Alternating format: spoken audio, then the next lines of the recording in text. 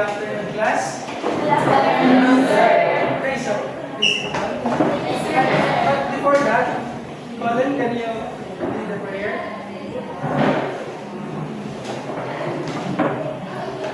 Lord, as we read, please make the sign of the week.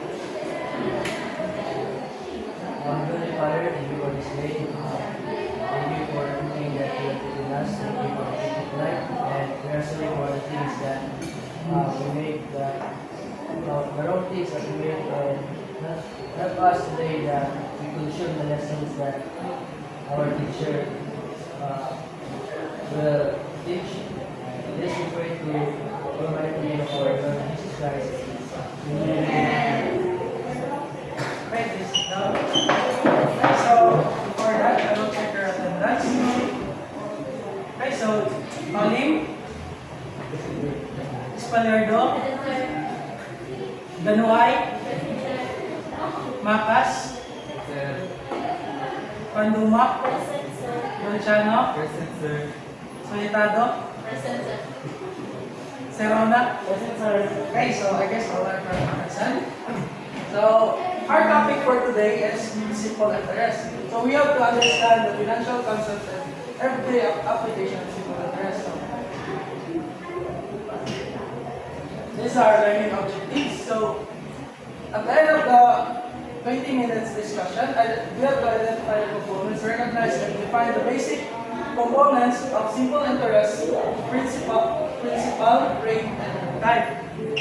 Second one is we have to compute simple interest and total maturity value accurately using standard mathematical formulas. Understand the importance of interest in making informed real-life financial choices in savings and loans. So before that, I have a motivation here. So I have a question, class. Imagine you have 10,000 pesos. So which choice would you prefer for your money? So the choice A is keep the 10,000 pesos safely stored at home, or the choice B is deposit 10,000 pesos in a bank that offers 5% interest per year for 2 years. So anyone in the class? Okay, so Solitado? I think my professor would be choice B because money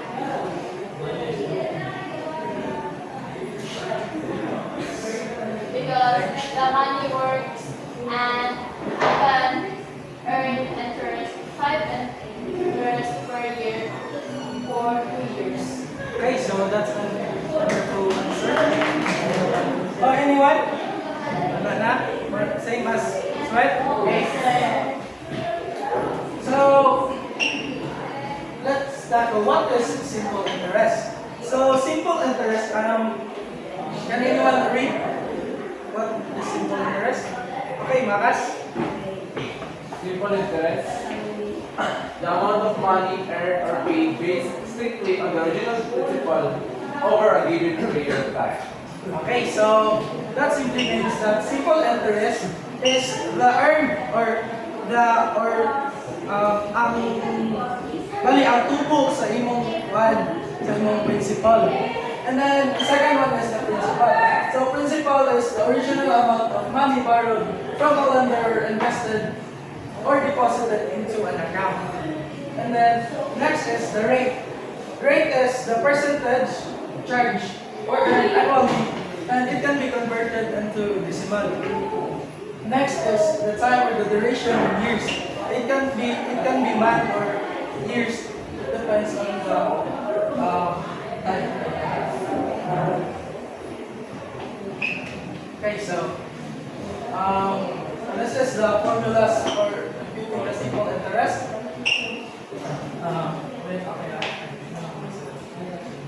Okay, for the simple interest, we have the I for interest equals P times R times T, where the I is the interest and the P is the principal, R is the rate, and the T is the time.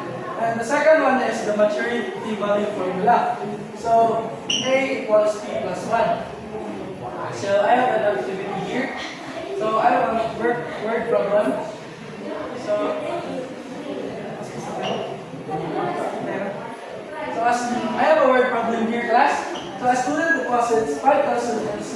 5,000 pesos and a savings account at an annual simple interest rate of 4% for 2 years.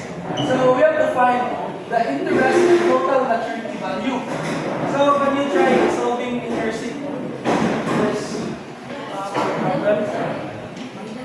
An example. So I will answer. I will try it first. What is?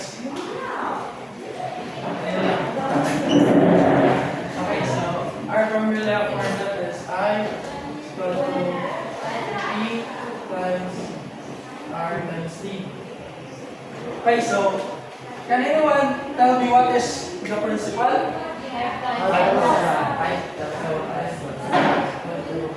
What is that? Okay, so 5,000.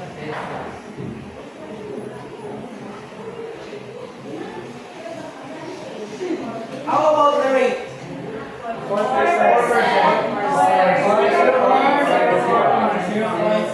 Very good. What? Why 4% becomes 0.04? If you want to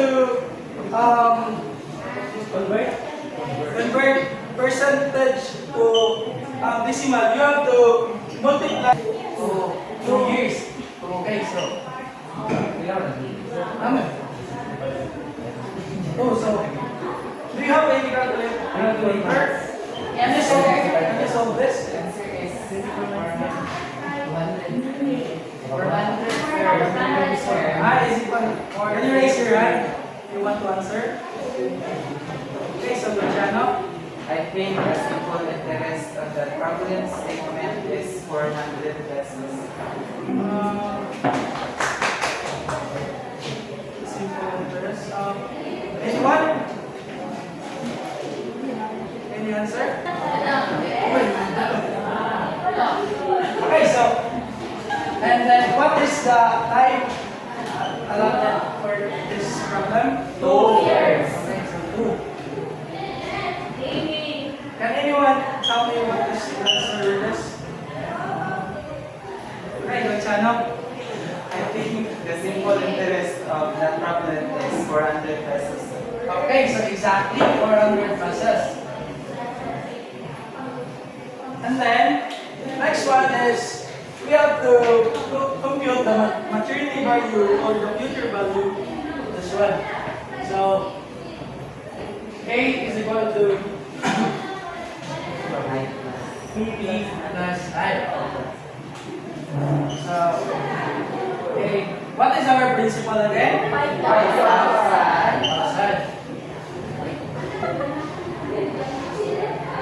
Plus, what is our simple interest? 400.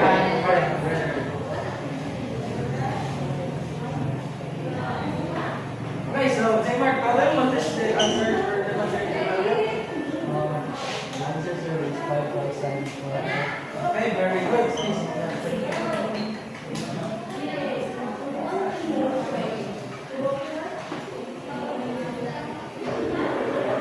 Okay, so this is the answer, class. So,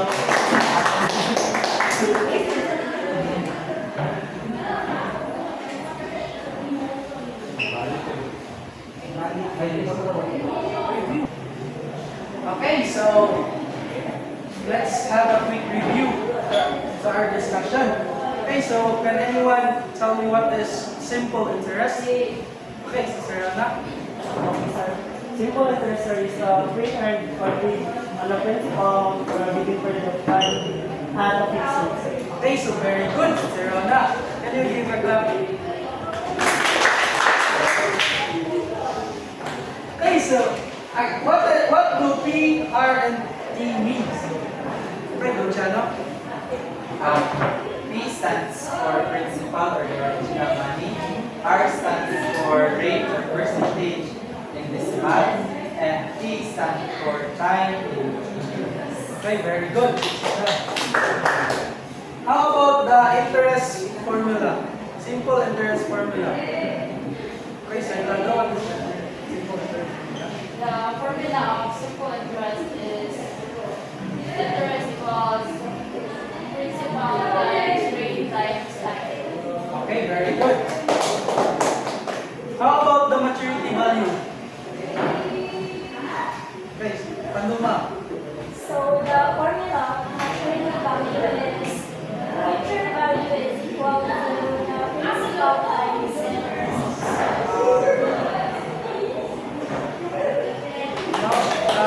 Another answer?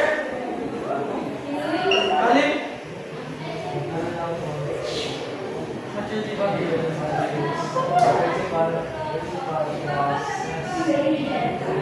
Okay, very good. Last, not eyes.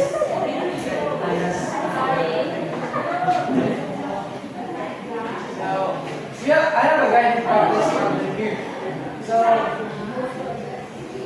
Hannah wants to save 25,000 pesos in the bank and over 6% simple interest per year for 2 years. So, this is your task. Identify principal, rate, and time. Second is calculate simple interest. Third one is calculate total maturity value.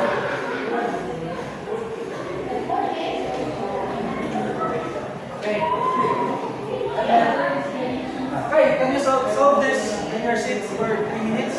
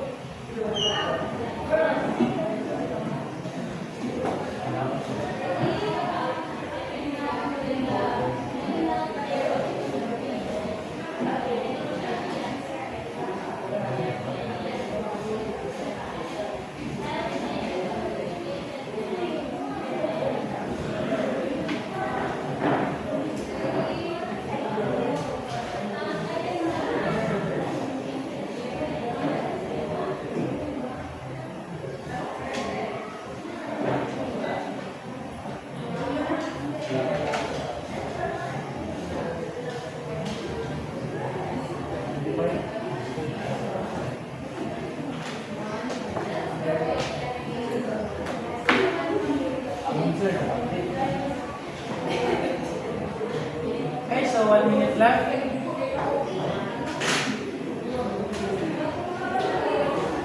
Okay, so are you done class?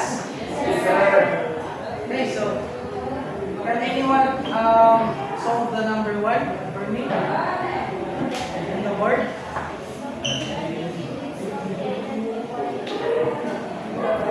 We just need to identify the principal and time.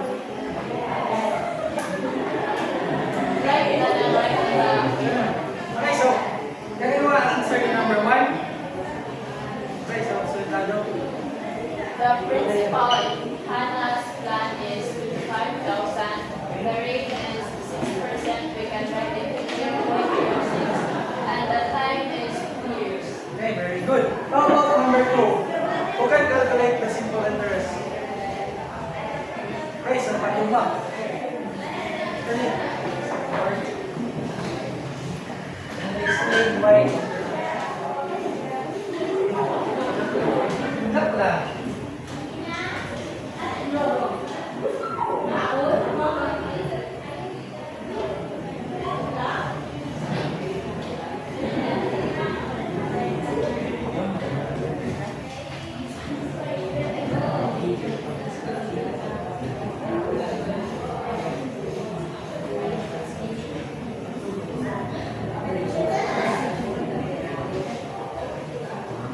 Okay, so do you all have the same answer as Panduma? Yes, sir. Okay, so this is correct. How about that maturity value? Okay, so Leonardo. Maturity value. Right, let's solve the problem.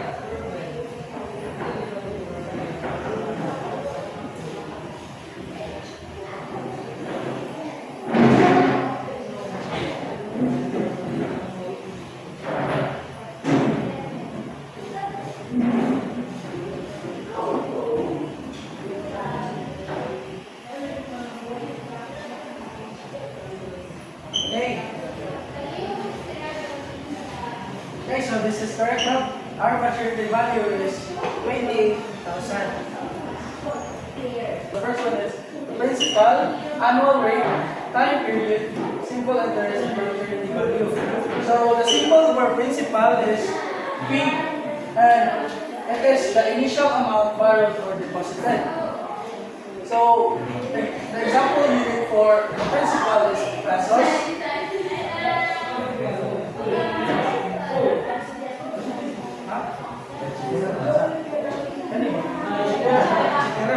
Example, yes. Example, yes. Pesos, example, 10,000.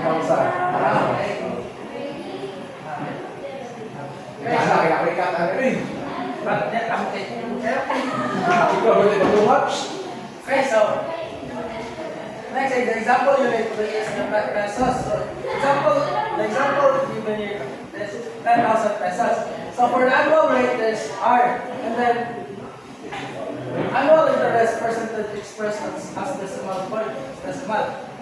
When the percent converted is 5% or 5%, or if you convert it into decimal point, it is 0.05. The time period for time period is the duration of loan or investments in years. The simple interest is I, and the simple interest is the total fee charge or earned. Maturity value A or maturity value or A or F. Pwede Japon siya F plus. Maturity value is the total amount after adding the interest and the principal.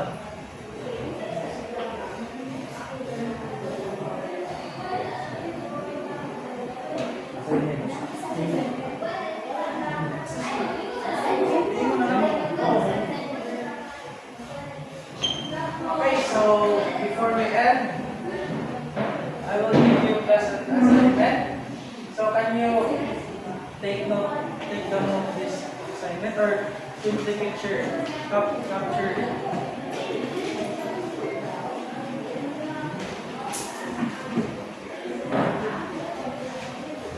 Okay, so any questions? So yes, that's all. Thank you for listening to my class. Goodbye, class. Bye. Goodbye, sir.